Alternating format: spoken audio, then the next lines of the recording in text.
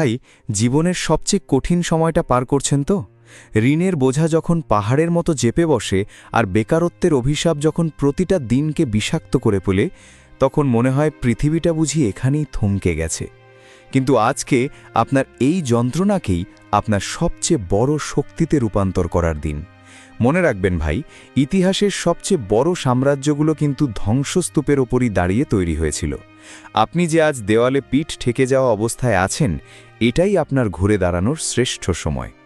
No bet life চ্যানেলের আজকের এই ভিডিওতে আমি আপনাকে কোনো কাল্পনিক স্বপ্ন দেখাবো না, বরং বাস্তবসম্মত এমন এক রোডম্যাপ দেব যা আপনাকে ঋণের অন্ধকার থেকে বের করে সম্মানের জীবনের দিকে নিয়ে যাবে। প্রথমত, আপনাকে নিজের সাথে একটা চরম সত্যের মুখোমুখি হতে হবে। আপনার আজকের এই অবস্থার জন্য অন্য কেউ দায়ী নয়, আপনার নেওয়া ভুল সিদ্ধান্তগুলোই আপনাকে এখানে এনেছে। তাই সবার আগে দোষ দেওয়া বন্ধ করুন এবং নিজের পরিস্থিতির পূর্ণ দায়িত্ব নিন। ঋণের বোঝা থেকে মুক্তি পেতে হলে আপনাকে আগে গর্ত খোঁড়া বন্ধ করতে হবে।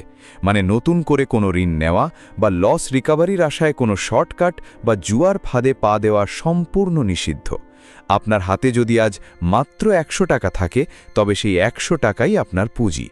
দুবাই বা আমেরিকার সফল ব্যবসায়ীরা শূন্য থেকে শুরু করার সময় লজ্জাকে বিসর্জন দিয়েছিল। আপনি যদি আজ বেকার হয়ে ঘরে বসে থাকেন, তবে যে কাজই পান না কেন, তা ছোট হোক বা বড়, তাকেই আপন করে নিন। সম্মানের সাথে ঘাম ঝরিয়ে ১ টাকা আয় করাও ওই কোটি টাকার জুয়ার চেয়ে ১০০০ গুণ বেশি মর্যাদার। আপনার ঋণের একটা তালিকা তৈরি করুন এবং ছোট ছোট অংশ দিয়ে সেগুলো শোধ করা শুরু করুন। মনে রাখবেন, একবারে পাহাড় সমান ঋণ শোধ হবে না, কিন্তু প্রতিটি ছোট পদক্ষেপ আপনাকে মানসিক প্রশান্তি দেবে। যারা আজ আপনাকে নিয়ে উপহাস করছে, আপনার ফোন ধরা বন্ধ করে দিয়েছে, তাদের কথা ভুলে যান। আপনার ফোকাস এখন শুধু নিজের স্কিল আর আয়ের উপর হতে হবে। ইলন মাস্ক যখন তার রকেট বারবার ক্র্যাশ করছিল, তিনি দেউলিয়া হওয়ার পথে ছিলেন, কিন্তু তিনি পিছু হটেননি। আপনিও আজ যে লড়াকু মানসিকতা নিয়ে নামবেন, সেটাই হবে আপনার সাফল্যের চাবিকাঠি। নিজের খরচকে শূন্যের কোঠায় নামিয়ে আনুন। দেখনদারির জীবন, দামি ফোন বা দামি কাপড়ের মোহ ত্যাগ করুন। আপনার বর্তমান লক্ষ্য হওয়া উচিত নিজেকে এমনভাবে গড়ে তোলা যাতে লোকে আপনার অতীত নয়, আপনার বর্তমানের কঠোর পরিশ্রমকে সম্মান করে। বেকারত্ব কোনো স্থায়ী রোগ নয় ভাই, এটা একটা সাময়িক অবস্থা যা আপনার ধৈর্যের পরীক্ষা নিচ্ছে। প্রতিদিন অন্তত ২ ঘন্টা সময় দিন নতুন কোনো প্রফেশনাল স্কিল শেখার পেছনে, যা আপনার আয়ের উৎস হয়ে দাঁড়াবে। মনে রাখবেন, এশিয়ান সাকসেস স্টোরিগুলো সবসময় পরিশ্রমের ঘাম দিয়ে লেখা হয়েছে। আপনি যদি আজ এই ভিডিও কথাগুলো শুনে নিজের ভেতরে সেই জেদটা অনুভব করেন, তবে বুঝবেন আপনার বিজয় শুরু হয়ে গেছে। আপনার ঘুরে দাঁড়ানোর রোডম্যাপ কোনো ম্যাজিক নয়, এটা হলো কঠোর শৃঙ্খলা, সততা আর হার না মানা মানসিকতার এক দীর্ঘ যুদ্ধ। এই যুদ্ধে আপনি একা নন, আপনার প্রতিটি পদক্ষেপে আমরা আপনার মনোবল বাড়াতে পাশে থাকব। আপনার এই অন্ধকার সময়টা একদিন আপনার সবচেয়ে বড় সাফল্যের গল্পে পরিণত হবে। শুধু নিজের ওপর বিশ্বাস হারাবেন না ভাই। ভাই, ঋণের গর্ত থেকে বের হওয়ার দ্বিতীয় ধাপ হল আপনার মাইন্ডসেটকে সার্ভাইভাল মোড থেকে বিল্ডার মোডে নিয়ে আসা। আমরা যখন ঋণে থাকি, তখন আমাদের সব চিন্তা থাকে কিভাবে শুধু আজকের দিনটা পার করব। কিন্তু মনে রাখবেন, আপনি যদি শুধু আগুন নেভানোর কথা ভাবেন, তবে কোনো দিন প্রাসাদ গড়তে পারবেন না। আমেরিকার বড় বড় বিনিয়োগকারীরা একটা কথা বলেন, টাকা আয় করার চেয়েও বেশি জরুরি হলো টাকা ধরে রাখা এবং সেটাকে বাড়ানো। আপনার কাছে যখন ঋণের টাকা শোধ করার পর মাত্র 10টা টাকাও অবশিষ্ট থাকবে, সেই 10 টাকা খরচ না করে জমানোর অভ্যাস করুন।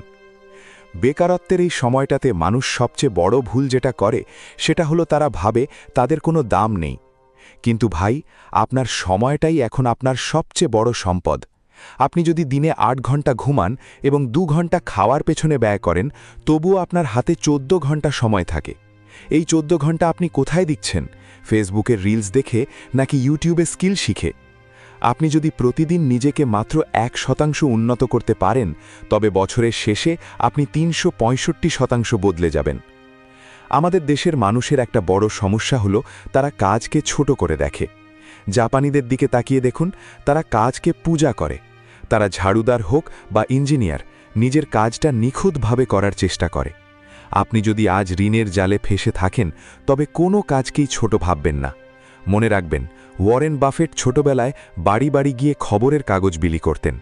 আজ তিনি পৃথিবীর অন্যতম ধনী। আপনি যদি আজ একটা ছোট দোকান বা ফ্রিল্যান্সিং সার্ভিস দিয়ে শুরু করেন, তবে লজ্জিত হওয়ার কিচ্ছু নেই। লজ্জা তো তাদের পাওয়া উচিত যারা সুস্থ সবল হয়েও পরিবারের বোঝা হয়ে বসে থাকে। ঋণের বোঝা আপনাকে পিষে ফেলার আগে আপনি আপনার জেদকে জাগিয়ে তুলুন। নো বেট লাইফ পরিবার আপনাকে শেখায় যে আপনার অতীত আপনার ভবিষ্যৎ নির্ধারণ করে না।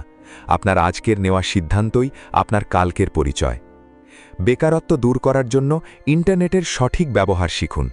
মোবাইলটা শুধু সময় নষ্ট করার যন্ত্র নয়, এটা আপনার আয়ের চাবিকাঠি হতে পারে। Graphic design, video editing, digital marketing বা যে কোনো একটি টেকনিক্যাল স্কিল হাতে ধরুন।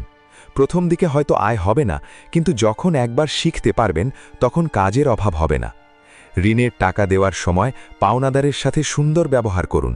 পালানো বা ফোন বন্ধ রাখা কোনো বীরত্ব নয়। তাদের বলুন যে আমি লড়াই করছি, আমি কাজ করছি, আমি আপনার টাকা অবশ্যই দেব। যখন মানুষ আপনার সততা আর পরিশ্রম দেখবে, তখন শত্রুরাও আপনার প্রশংসা করবে। মনে রাখবেন ভাই, সূর্য যখন ডুবে যায় তখন সবাই ভাবে আলো ফুরিয়ে গেছে, কিন্তু পরদিন সকালে সেই সূর্যই আবার দ্বিগুণ তেজ নিয়ে উদয় হয়। আপনিও এখন আপনার জীবনের সেই সূর্যাস্ত পার করছেন। ভোর হবেই, শুধু আপনাকে রাতটা পার করার মতো ধৈর্য আর সাহস রাখতে হবে। ঘুরে দাঁড়ানোর এই যুদ্ধে নিজেকে ভেঙে পড়তে দেবেন না। আপনার পরিশ্রমের প্রতিটি ফোঁটা ঘাম একদিন আপনার সাফল্যের মুকুট হয়ে ফিরে আসবে। আপনি কি প্রস্তুত এই নতুন যুদ্ধের জন্য? শুরু করুন আজ থেকেই, এই মুহূর্ত থেকেই।